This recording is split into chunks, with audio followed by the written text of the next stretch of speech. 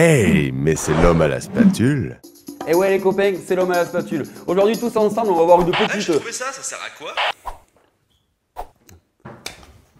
Ça, c'est une machine à sushi. Attention. Alors pour tous ceux qui regardent un peu trop de films policiers, on pourrait penser que ceci est un détecteur de métaux. C'est bon, Jean-Mi, est-ce que tu... Fabrice, on n'a pas le temps là. Oh shit! Machine à folle! Don't move! Don't move! Don't move! Eh ben non! Ça, c'est Easy Sushi, la machine à faire des sushis. Donc aujourd'hui, avec la machine à sushi, on va faire des maquis. Mon petit côté rebelle. Mais pas n'importe quel maquis. Aujourd'hui, maquis spatulien. Donc on va faire un maquis avec des petits légumes provençaux.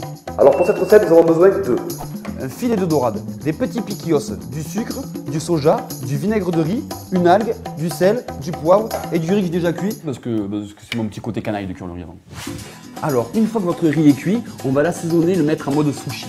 Donc, vous prenez votre riz cuit, il est très collant, c'est parfait. Alors, très important, une fois que le riz est cuit, le mettre dans un récipient, pas en métal, donc soit du verre, soit du bois.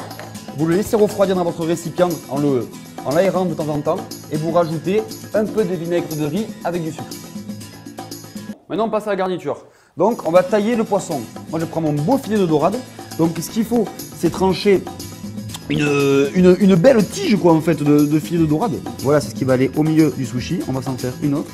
Vous disposez votre garniture prête à être mise à l'intérieur du maquis. Vous le recouvrez d'un petit piquillos. Vous l'ouvrez en deux. Hop. Donc ça vous l'enlevez. Vous le gardez pour une moult utilisation. Vous gardez les belles tranches, hop, comme ceci, et vous recouvrez sur votre filet de dorade. Donc là, vous rajoutez votre petit filet de piquillos, votre dorade. Piquillos, ils sont vraiment forts, ces japonais.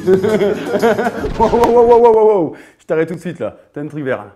Oh, du basilic. Pas con pour la recette. Basilic. Merci assistant. Donc là, je fais des lanières de basilic pour les mettre sur ma petite garniture pour aromatiser le tout. C'est merveilleux. Maintenant, on va rouler le maquis. Donc vous prenez la maquina à maquis. Vous la posez comme ça. Vous situez le petit plastique tout en haut. Voilà, vous prenez votre algue verte, vous la situez pile au niveau des pointillés. Vous fabriquez avec votre main les deux ronds pour recevoir le riz.